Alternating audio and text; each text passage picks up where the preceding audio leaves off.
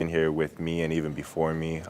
It feels good seeing the success of all our guys and just the team as a whole. It's a great feeling. It's awesome, man. I mean, not having one last year was tough, and for them to give us a prime time this year and be able to go out, show out, like you said, above 500 for first time in a long time here, it's been really fun, and I think a lot of guys are ready for these kind of moments. Well, both teams coming into tonight banged up, especially on defense. Carolina without two starting linebackers. That's going to be tough going up against Christian McCaffrey and George Kittle. Center Cade Mays also out. Austin Corbett filling in. The 49ers without kicker Eddie Pinheiro and linebacker Tatum Bethune, already without Bosa and Warner as well. Well, the Bucs got blasted by the Rams last night. That means if the Panthers win tonight, they will be 7-5 and in sole possession of first place in the division for the first time since the 2016 season. Lots on the line this evening in Santa Clara.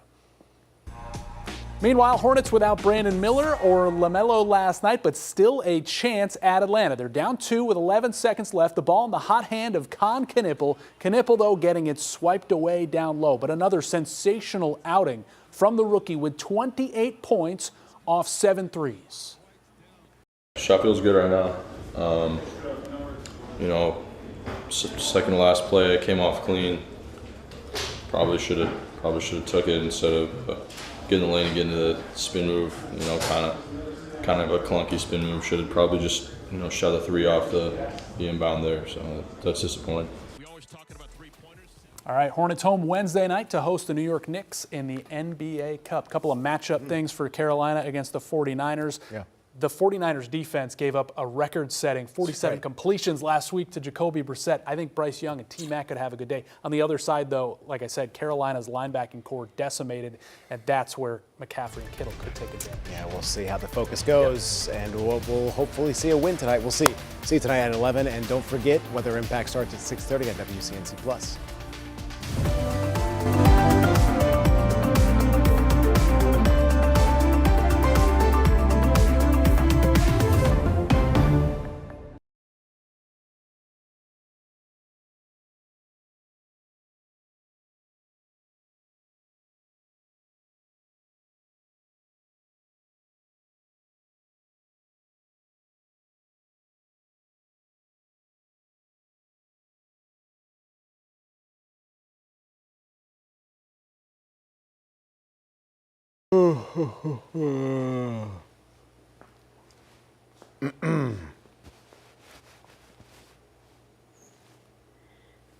All righty. 3, 2, 1. Tonight at 11, we continue to follow breaking news. 2 men found guilty of killing popular sandwich shop co-owner Scott Brooks. Reaction from family members tonight as the justice is served 6 years later. WCNC Plus, stream now. Perfect. Thank you, man.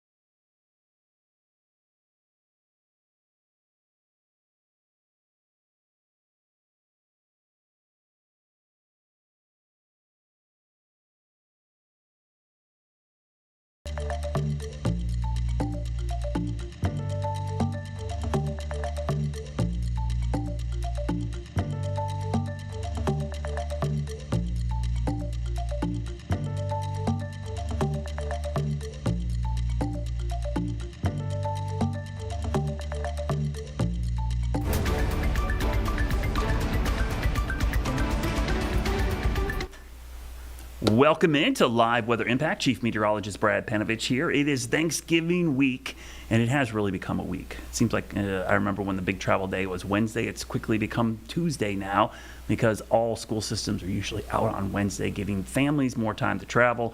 And so travel weather is a big part of tonight's show. We're going to talk a lot about that locally. We'll talk about it with Tim. Obviously, we've got to look locally for people driving, but also flying across most of the country as people will be traveling over the next couple of days all the way through Wednesday. So let's get to the weather tonight. Really nice stretch of weather we've been in if you like warm weather. This has been a wild November. We didn't hit 70 today, which you're probably saying, well, we shouldn't be in 70s. But the problem is this week has been crazy. The last 7 days, I should say.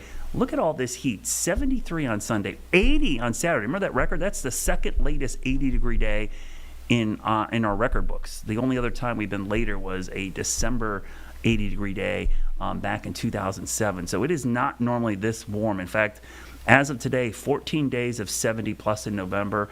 I think we're going to add a couple more days, and that would put us in the top 5 most 70-degree days in November on record. So when we talk about these changes coming, they're going to be abrupt. They really are. We're going to be below average, but it's going to seem even colder because of what's coming, because of what's been with us for the last 2 weeks, really, honestly. There's our winter weather, I would say our winter storm, if we want to call it. That system is getting together with severe weather to the south. As you go to the north, the winter aspect of this is coming through the northern Rockies and the plains. So we've got a pretty big storm system, though it's not producing a lot of crazy weather. The only weather that was really crazy today was several tornadoes touching down in the Houston area. We'll talk a little about that with Tim. Tonight, no issues for us. So if you're going to be out and about, upper 40s, still above normal. Tomorrow will be a very interesting day because I think most of the day is fine. I think it's all about timing tomorrow with our impacts. It's really not a widespread event. It's not severe. It's not flooding. The problem is when the rain does arrive, it could be right during that evening commute. So you could see kind of the change that's going to happen tomorrow. 70s again, so really warm ahead of the front. Just a 40% chance of scattered showers and storms.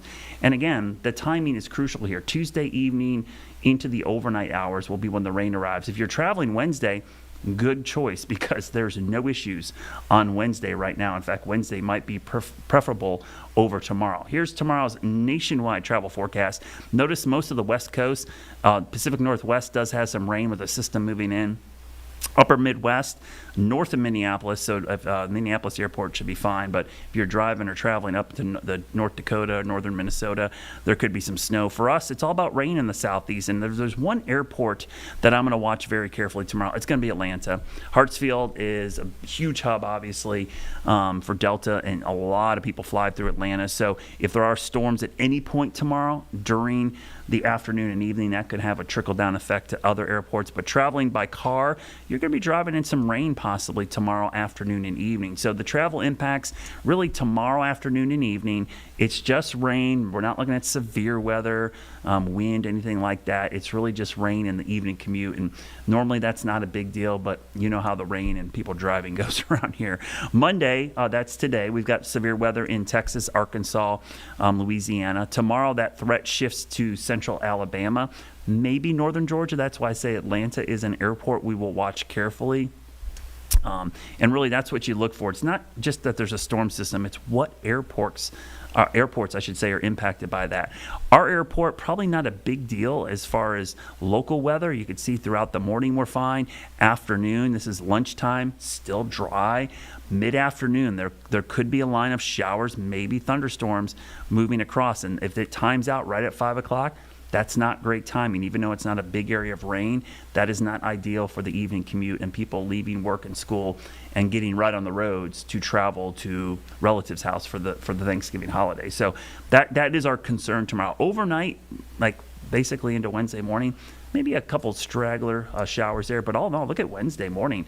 Looks really good. In fact, Wednesday could be mostly sunny with 70s, getting breezy as a cold front sweeps in. Just to show you how little rain I am expecting, the rainfall amounts don't jump off at you. Maybe a half an inch here and there, but most areas a quarter inch or less.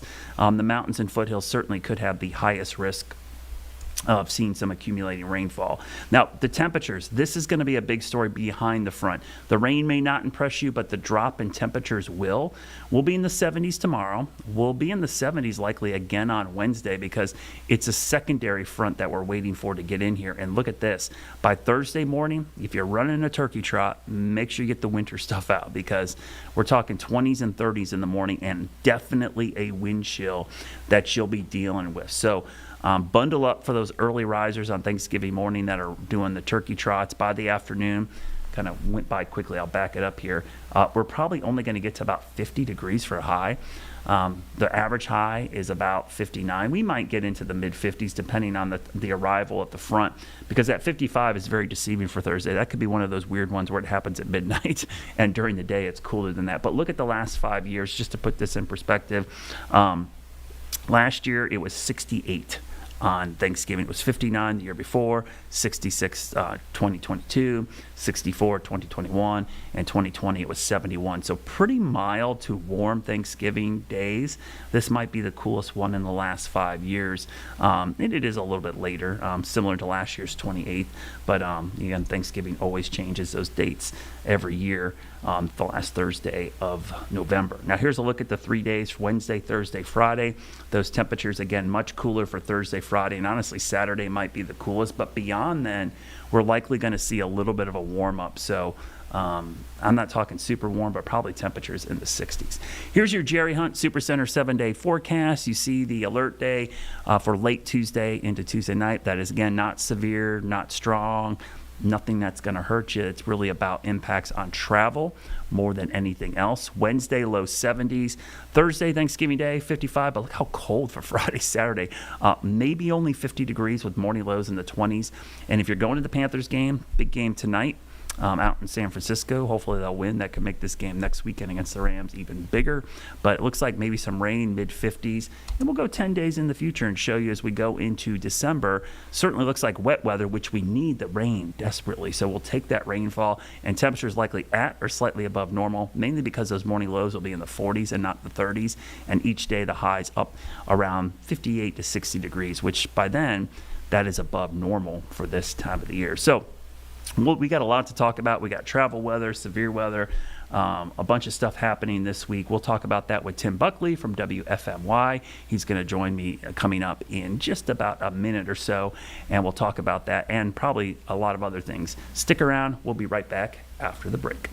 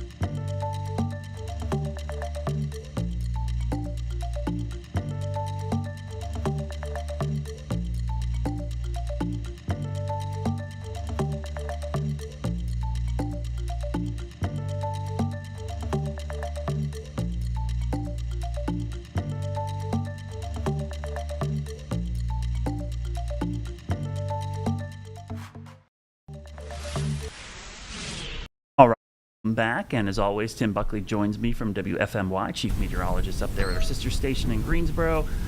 Tim, it's Thanksgiving week. It's amazing that it's already here. It's kind of snuck up on me a little bit.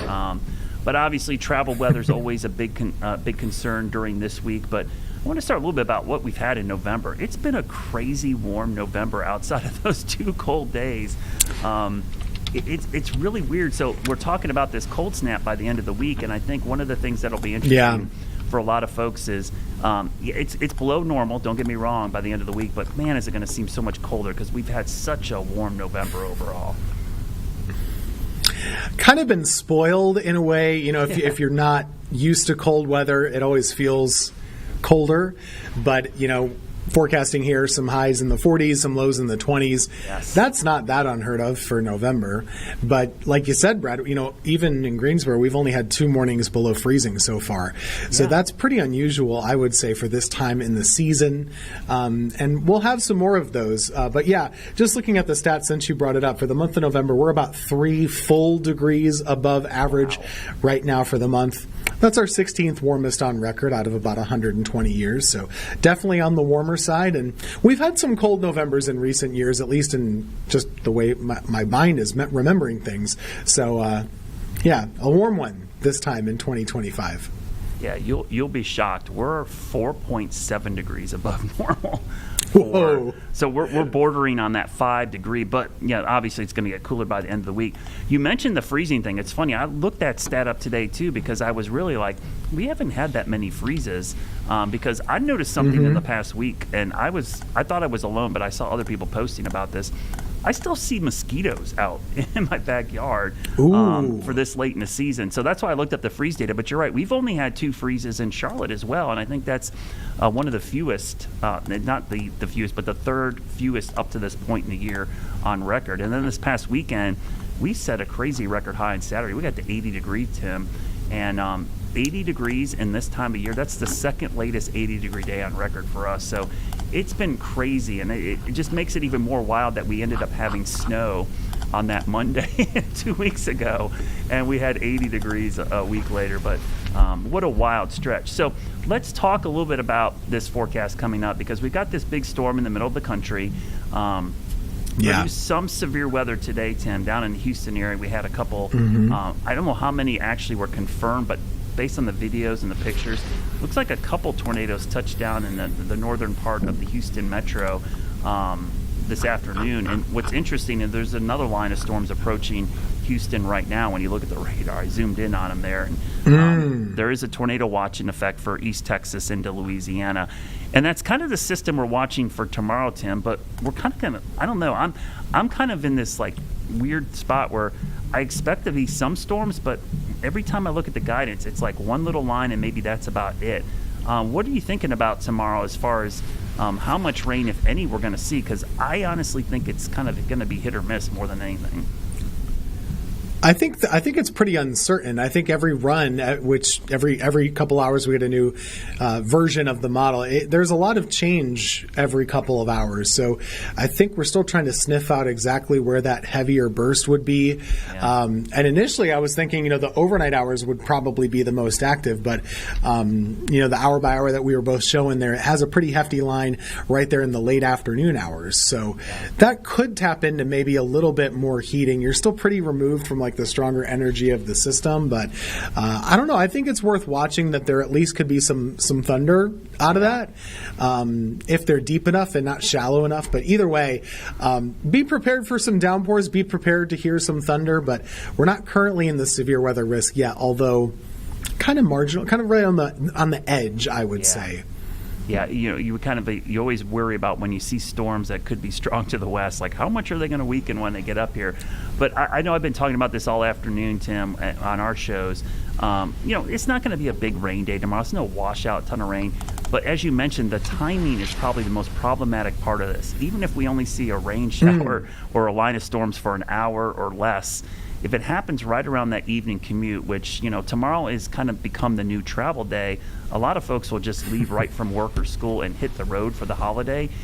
That could be problematic because around here, I joke, people laugh when I say this, but I always feel like rain and driving is worse here than sometimes snow and driving because It's just something about rain and the evening commute. It just causes chaos, at least in the Charlotte area. It could be a bit of a mess. You could have some of those impacts, especially right around 4 or 5 o'clock or so. One of the questions I have is, really how warm we get. Our dew points are still in the 20s up here, so we have a long way to go to saturate up tomorrow. And I wonder if we get some extra cloudiness up this way, or maybe even a little fogginess too. But it's going to be a whiplash. We're going to be seeing these rain chances. Will be a little humid by November standards, with the dew point around the 60s. And then right after that, like we were saying before, we're going to be going down to maybe some 20s by the end of the week. So just kind of be ready for that. Mentally prepare yourself that things are changing daily.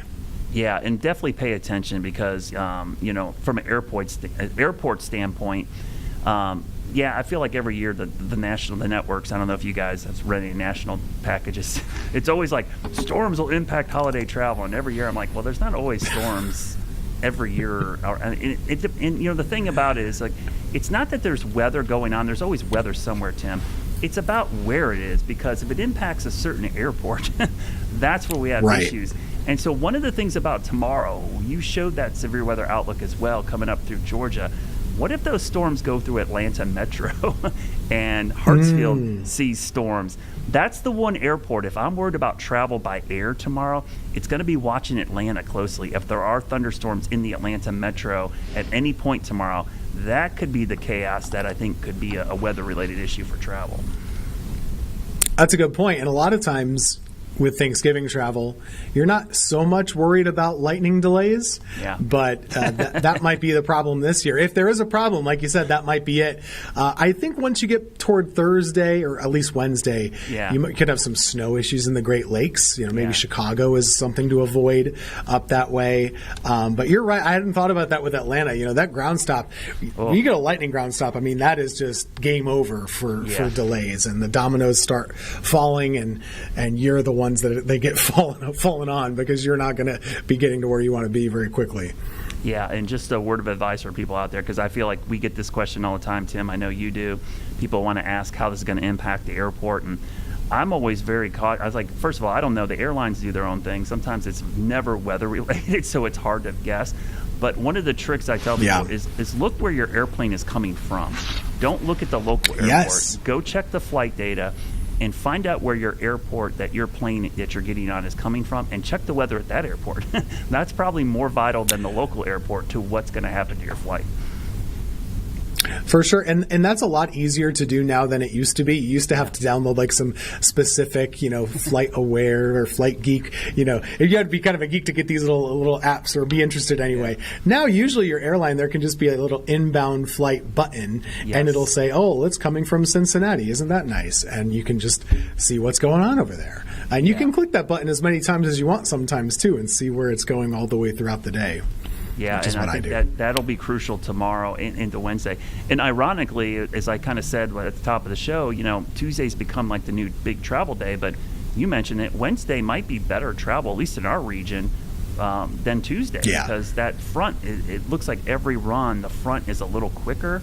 As you mentioned, we thought maybe it'd be more Tuesday night, Wednesday morning, but now it looks like everything's long gone Tuesday morning. So Tuesday might be more ideal. And so folks, if want to delay and leave early Tuesday or Wednesday morning instead of Tuesday night, that might be more, at least for road travel, I think might end up being better. I think Wednesday will be fine. The main issue on Wednesday might just be the wind. I mean, it'll be a little gusty, especially if you're going out west, up in the mountains, probably get some pretty good winds up there. I think it'll be pretty windy for about 2-3 days. You get that northwest flow cranking up behind. This is one of those classic cold fronts. We've had a lot of backdoor cold fronts recently up around here, but this is a real cold front, just a regular one that's blowing through, and you're going to have some strong wind that's coming in from the Great Lakes, and it'll kind of have some momentum to it. And I think we'll have some gusts around 30 miles per hour on Wednesday, and it'll stay there on Thursday, and it'll be a cold wind at that point. So nothing that'll impede your travel really, but just kind of be mindful of that it might blow you around a little bit.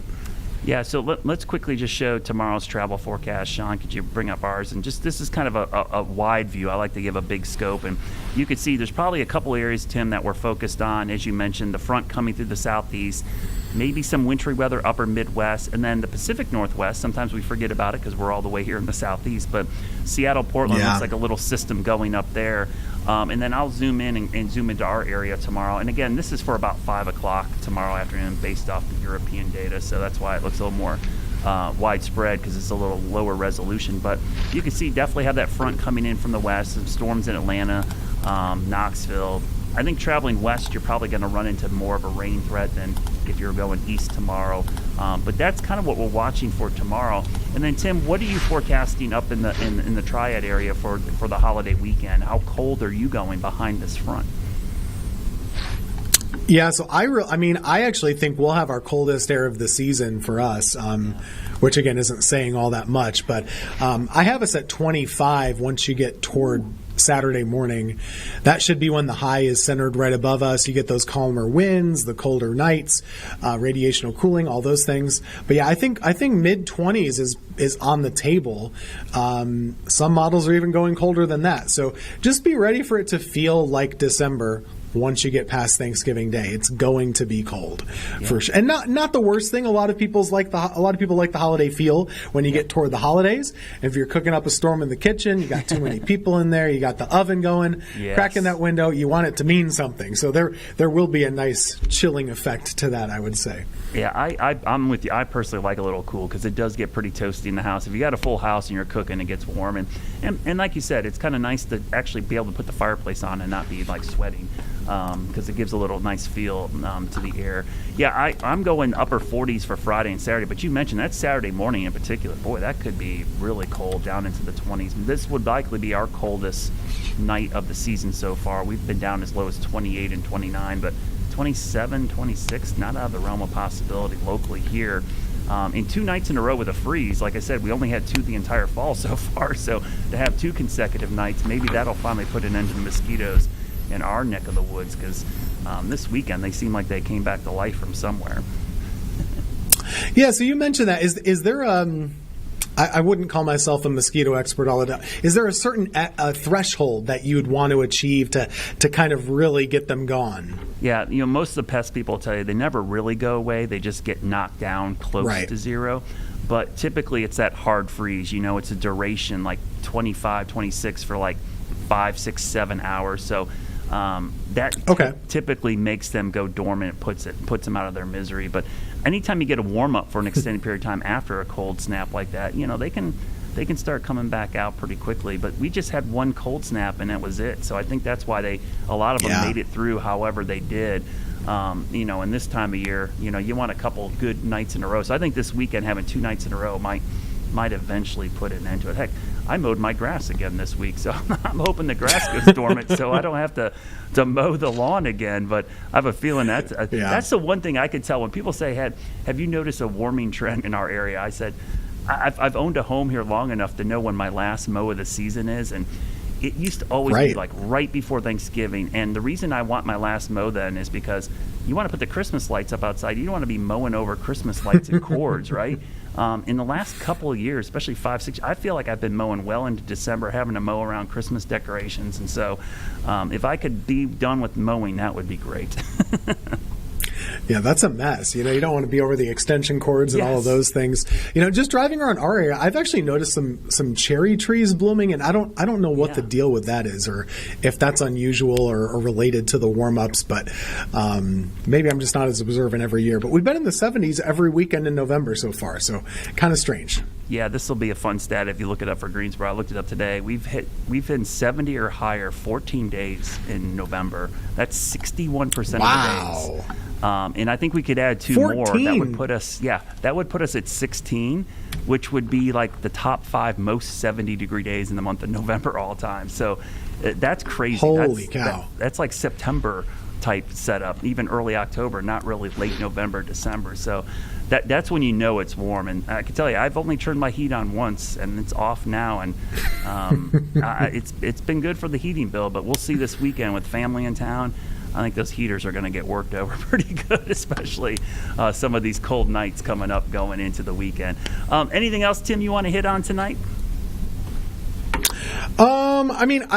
I just looked that up, by the way. We've had 7 here. So there's a big difference between Charlotte and Greensboro. You've had a in the lot more 70s, wedge, which like is you said, the surprising. backdoor fronts have gotten you a couple times where they haven't gotten down to here. So that definitely makes a big difference. Just cloud cover this time of year. And no 80s for Greensboro. That's okay. I do think it's interesting, Brad, and we don't have to talk too much about it, but people probably seen a lot of this on social media. The long range views get posted so often right now. The Yeah. flip and flop with the long range. There's a reason why we don't often post much beyond 10 days. It changes so much.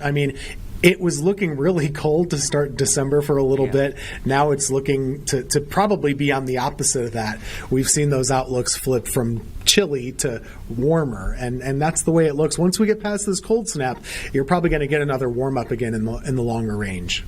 Yeah, you're so right, because I posted something about the Arctic sea ice today, and for this time of year, the Arctic sea ice is at a minimum all time. 2012 was the last time it was this due.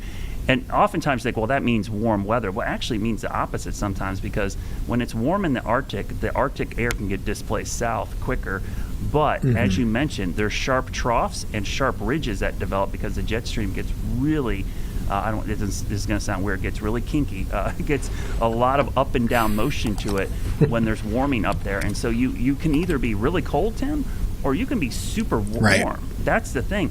And for us as meteorologists, I don't like to forecast one way or the other, because the difference between being in the ridge and the trough could be just like 1,000 miles. And for a long range forecast, that's not that big of a difference, honestly, when you're looking at global patterns.